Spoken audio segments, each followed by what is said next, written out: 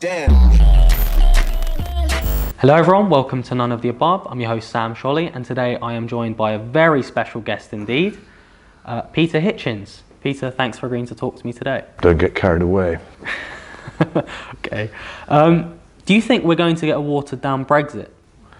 I have no idea. I don't use the term Brexit anyway. I think it's a horrible expression. Why is that? Well, I just think it sounds like a rather nasty breakfast cereal of a laxative nature. And it's one of those horrible invented words. You don't need it, and it obscures more than it reveals anyway. What are we talking about? We're talking about leaving the European Union. Well, you can do that in many, many different ways. And what way do you think we're going to get? I would think the least disruptive possible, I would imagine, because the government doesn't want to leave the European Union, so why would they do anything more radical than they have to? I have always, well not always, but for some months have been saying that we shall probably move from being half out of the European Union to being half in it, or was it the other way around? It won't be much different by the time we're finished from what it is now. People will not be satisfied by it. But that's the problem of attempting to do these things through a referendum, a bodged shortcut rather than the proper approach which should have been taken. Is that why you were against the idea of a referendum going ahead in the first place? Well, I'm against referenda in any case. I think they're a breach of the British Constitution. We're not a direct democracy, and we are a parliamentary democracy, which is an important distinction. And to try and mix the two up was always going to cause problems. I never actually expected that the vote would go in favour of leaving. I think that the thing which I could not have predicted was the involvement of Michael Gove and Boris Johnson, particularly in the Leave campaign. I would never have thought that either of them wanted to leave the European Union. I still don't really believe that they do, and I was very surprised by that. I think it gave the campaign a lot more zing than it would otherwise have done, and probably tipped it over the edge. But I never expected there to be a Leave vote. Once I realised there was going to be one, I immediately predicted a constitutional crisis, which we've now got.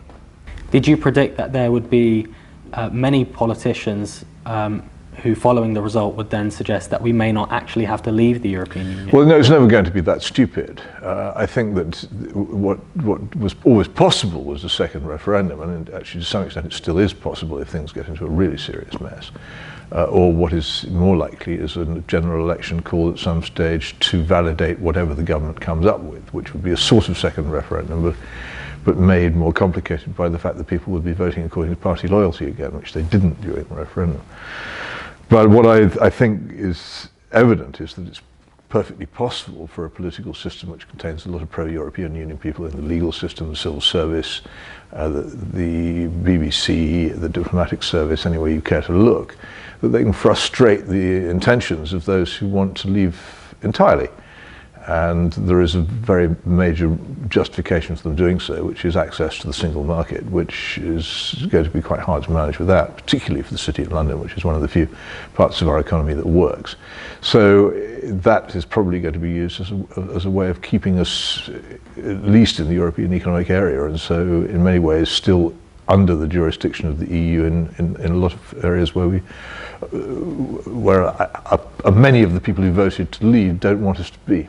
Do you think the UK voted to leave the European Union mainly because people had concerns about the EU specifically, or do you think there was a wider feeling of disenfranchisement at play? I think what fundamentally happened was that UKIP managed to link in the public mind the idea of European Union membership and loss of control of our borders. They linked the issue of the European Union and immigration. Before then, you could go on about the European Union until you expired with exhaustion and nobody cared at all. I was one of those who did that.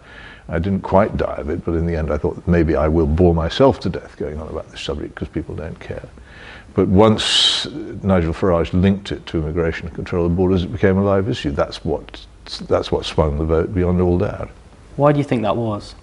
Why do I think that was? Because the New Labour and then the Tories after them completely lost control of the borders. How deliberate that was, I don't know, but the fact was that Britain experienced a larger scale immigration than it had ever experienced in its history before, and a lot of people found this rather disturbing and didn't like it and wanted it to stop.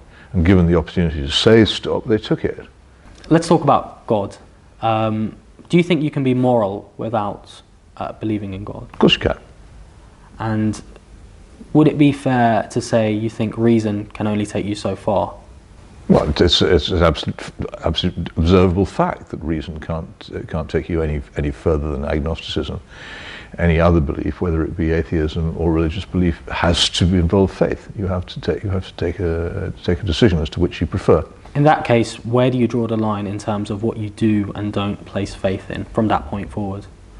Well, what do you mean, what you do or what you don't place faith in? If you think that the universe is a cosmic car crash and an accident in which nothing has any significance beyond its observable immediate effect, then you don't have to worry about anything, really, do you? Your actions can only be judged on an ad hoc basis. If, on the other hand, you conclude that the universe is a designed thing which has a purpose and a creator, in which you are part of that purpose and have some responsibilities towards that creator, then your whole life is transformed. But it's a choice. You believe what you want to believe. I happen to prefer the idea of an ordered, rational universe with a purpose to a cosmic car crash. What is it about the new atheist movement that you object to? Particularly object to it. I think it's been remarkably crude and cheap in the way that it's proceeded. I think it's made a lot of money out of publishing books which weren't very good on a very old subject which has probably been discussed more adequately by other people in the past. There's nothing new about any of this. People have been saying there is no God for millennia. I've heard you say before that you think many atheists don't want there to be a God. Why do you say that? Well, because it's so blatantly true. I was an atheist when I was an atheist. I didn't want there to be a God. I wanted the universe to be an accident. I didn't want my actions to have any significance beyond their immediate effect. I wanted to be selfish. Who doesn't? And I didn't want there to be any consequences for it, and therefore I chose to believe in that kind of universe. I then found that this was unsatisfactory in many ways. It led to all kinds of things which turned out to be nothing like as pleasant as I thought they would. Such as? No, going into it. I want to move on to talking about Islam in the UK today. Does the role Islam is playing in the UK today trouble you? How do you mean trouble? Does it concern you? Well, I'm interested in it. I think probably this country will be an Islamic country within 100 years. Why do you say that? Well, because Christianity is obviously on its last legs as an organised religion in this country. Hardly anybody attends church or believes in it. It's almost entirely given up asserting itself. The state and the government have pretty much written it out of the legal system and the government system. Islam is not so self-effacing as Christianity. It doesn't give up when dismissed or mocked or even persecuted. It carries on. It's one of the things that's most admirable about it, is that it stands up for itself.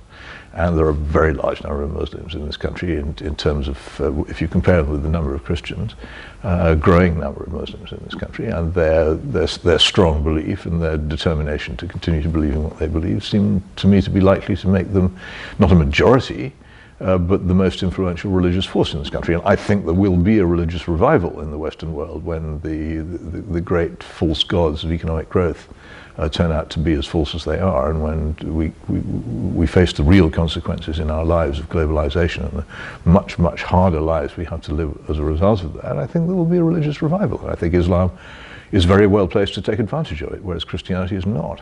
What do you think about these Sharia courts that are operating in the UK today? Well, I regret the fact that there is in this country an alternative legal system growing in strength, but it's the case. I don't think there's anything a free country could really do to put a stop to it now, because it's been allowed to exist for so long, and we've mistaken in many cases in the past 40 or 50 years a sort of multicultural relaxation for tolerance.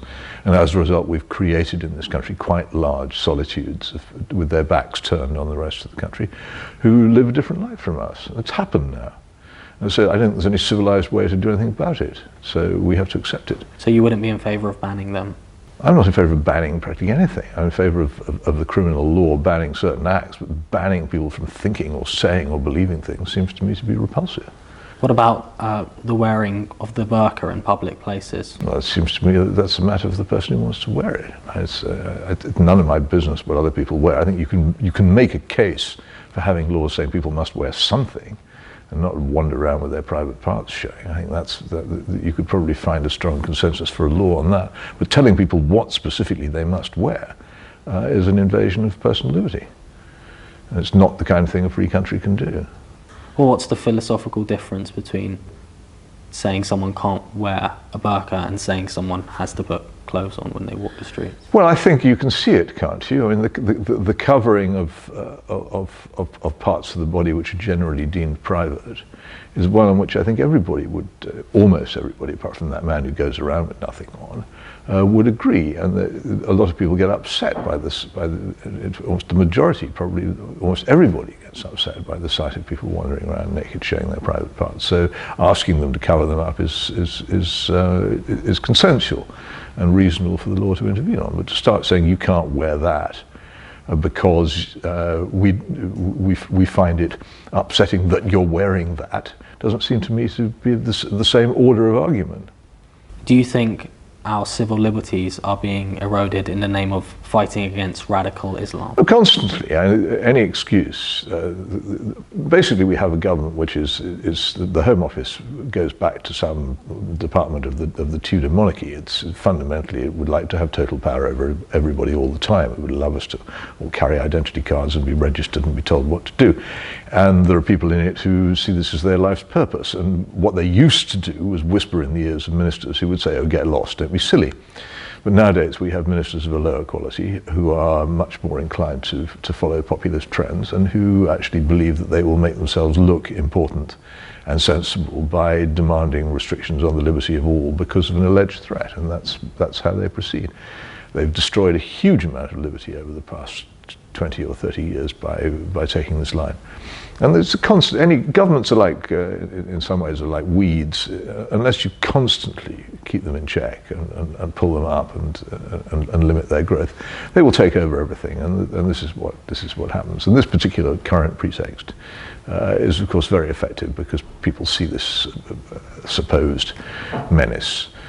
They imagine wrongly that terrorism can actually be prevented by it, and they therefore swallow it. And they look at people going passively through airports, being searched, made to stand about as if they're newly convicted prisoners, having their private parts x-rayed by officials, and they put up with it. I mean, I'm in a state of fizzing rage whenever I go through this, and I have to restrain myself immensely from making one of those comments, which would probably get me banned from flying. It's a real effort for me, but I look around me and other people are passively accepting it. So people obviously buy this stuff. It's as likely that you or I will die in a terrorist incident as that an eagle will drop a tortoise on your head. Hardly likely at all. It's a very, very small possibility. It's horrible when it happens, but it really isn't an enormous threat to many people or to the national security. And yet it's made into this pretext for the maintenance of this vast organisation, MI5, and giving the police and the courts powers they should never have been given.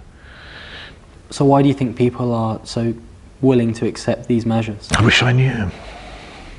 Do you think that the UK and US government's foreign policy in recent years has exacerbated the threat of Islamic terrorism in the world? Well, they may have. It certainly hasn't made anything any easier. I think that if terrorists were looking for a pretext to murder people, then the stupid wars which we've waged in the Middle East provide them with a pretext, but ultimately they would probably want to murder people anyway. I don't want to make excuses for anybody going around killing people. What specific wars? Well, particularly, I mean, it began with the Kosovo War, which seemed to me to be the prototype liberal intervention war, in which the position was misrepresented to the public, and we ended up bombing innocent people. And when they got away with that, they thought that they would move on to Iraq, and so they did. And then, of course, the Libyan adventure, the Afghanistan intervention as well, all these things. What do you think about the government's approach to Syria now?